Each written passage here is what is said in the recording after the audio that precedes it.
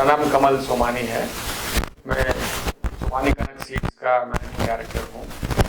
Somani seeds जो company है ये R&D बेस्ड कंपनी है। हम लोगों ने ये कंपनी 2013 में स्टार्ट करी है। हम लोग कॉलीफ्लावर, मूली और गाजर और गोड्स क्रॉप जैसे स्पॉन्ज गोड है, बिटर गोड है और बॉटल गोड है, रिच गोड है, पम्पकिन है, इस पर रिसर्च करते हैं।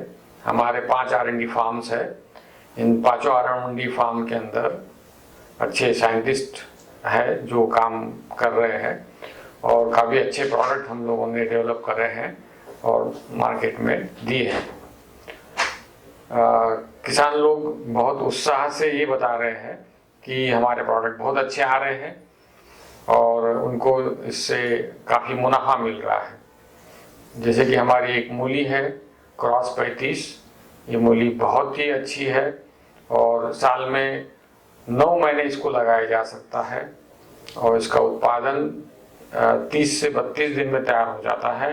बहुत वाइट और मुलायम पत्ते हैं इसके, पालक के जैसे, और किसानों को काफ़ी अच्छा इसका पैसा मिल रहा है।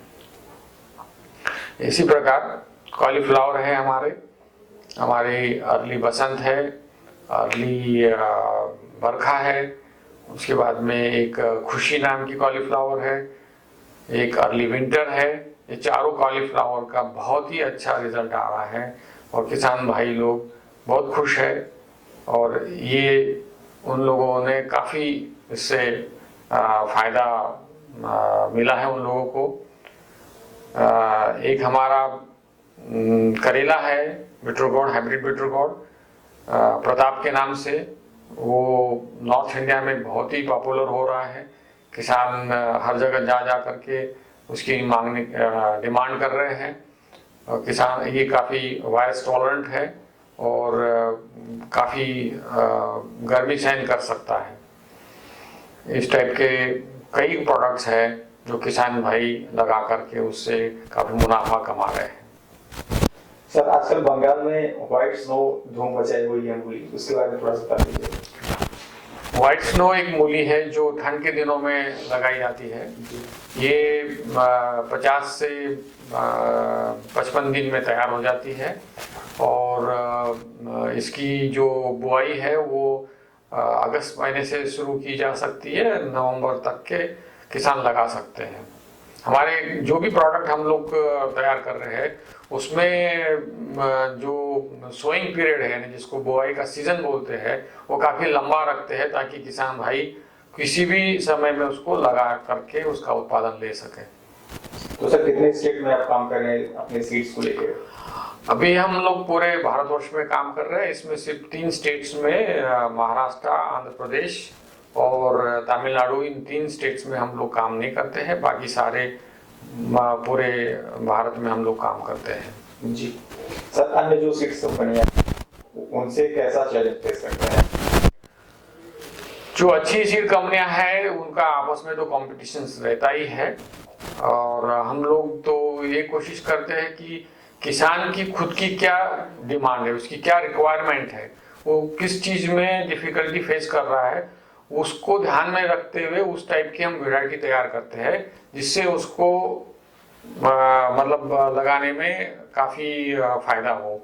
जैसे कि वही उसको किसी को बहुत जल्दी आने वाली वैरायटी चाहिए, किसी को वायरस टॉलरेंट वैरायटी चाहिए या किसी को हीट टॉलरेंट वैरायटी चाहिए, तो वैसे चीज़ों के लिए हम काम करके किसानों के लिए एक नया उत्पादन देते हैं ताकि वो उसको इस्तेमाल कर सके, उससे कोई अच्छा मुनाफा कमा सके। ऐसा देखा जाता है जहाँ हमारे भारतीय किसान चाहते हैं प्राइस भी होगा, तो प्राइस और वैरायटी के बीच आप कैसे बैलेंस करें? आप जो कह रहे हैं वो सही है। कई बार क्या होता है कि जो हम लोग हाइब्रिड का सीड प्रोडक्शन करते हैं, एक तो रिसर्च में भी बहुत समय लगता है, 4 साल 3 साल, किसी रिसर्च में तो 5 साल के बाद में भी बेनिफिट नहीं मिलता है, नहीं उसमें से कोई रिक्वायर्ड जो प्रोडक्ट है वो हम लोग तैयार नहीं कर पाते हैं। तो और फिर प्रोडक्शन की भी डिफिकल्टीज होती है, उसको मद्देनजर रखते हुए थोड़ी कॉस्ट तो ज़्यादा होती है, लेकिन वो कॉस्ट किसान के हिसाब से तुरंत उसको, जैसे अगर अर्ली वेराइटी है तो उसमें उसको बेनिफिट मिल जाता है, या वायरस टॉलरेंट है तो उसमें बेनिफिट मिल जाता है। हमारी कोशिश यही है कि जो मल्टीनेशनल्स कंपनीज है उनके मुकाबले में हमारा प्राइसिंग कम रहे, तो ये हम लोग कोशिश करते हैं। जी सर, आपके जो स्टेट इंचार्ज हैं वो किसानों को जागरूक करते हैं, तो किस तरह से किसानों का रिस्पॉन्स है खासकर आपके प्रोडक्ट को लेकर? किसानों का बहुत अच्छा रिस्पांस है। हमारे जो भी एम्प्लॉइज है वो किसानों को खेत में जाकर के हमारे प्रोडक्ट्स के नॉलेज के अलावा भी उनको काफ़ी हेल्प करते हैं कि कौन से टाइम में क्या स्प्रेइंग करना है, खाद क्या लगानी की है, किस टाइम में क्या सोइंग किया जा सकता है, इस टाइप का उनको एडवाइस देते हैं। उसकी वजह से वो काफ़ी किसानों के फ्रेंडली है और उन लोगों को वो मदद करते हैं हर चीज़ों में। हाँ सर, नोटबंदी के चलते किसानों की और सीड्स कंपनियों की क्या दशा हुई, थोड़ा सा बताइए। नोटबंदी के बाद में जो किसान लोग जो भी माल लेके गए हैं अपने बड़ी बड़ी मंडियों में, तो वहाँ के डीलर डिस्ट्रीब्यूटर जो भी थे, जो सब्जियों के बड़े बड़े व्यापारी थे, वो अपने नोटबंदी के चक्कर के अंदर और कैश पेमेंट नहीं कर सकते, इस चक्कर में उन लोगों ने उस टाइम में वो माल खरीदा नहीं है। और सेम टाइम में जो किसान जो कंज्यूमर भी था तो वो बिजी था अपने अपने नोटबंदी के चक्कर के अंदर, तो ओवरऑल कंजम्पशन जो वेजिटेबल का था, फ्रेश वेजिटेबल का, वो बहुत कम हो गया था उस समय। और जब उस समय वो कंजम्पशन कम हो गया, उसका इम्पैक्ट ये हुआ कि किसानों को उनके माल का मुआवजा नहीं मिला।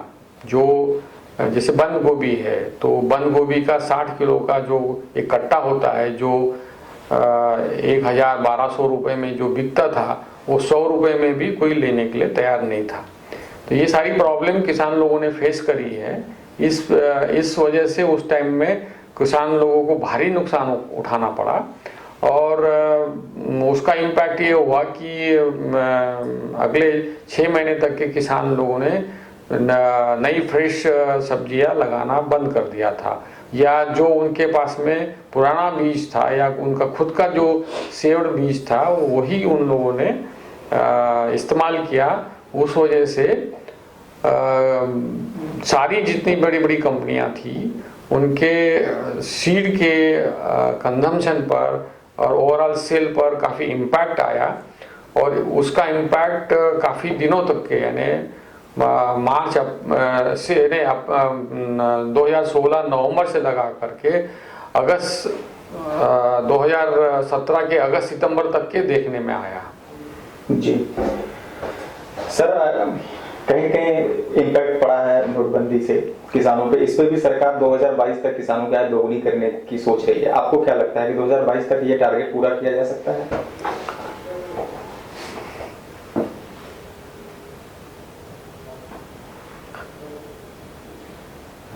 किसान की जो इनकम है उसको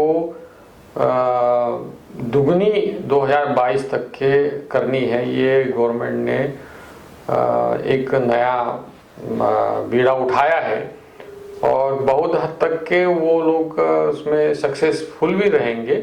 उसके 2-3 तरीका है उसको अचीव करने का।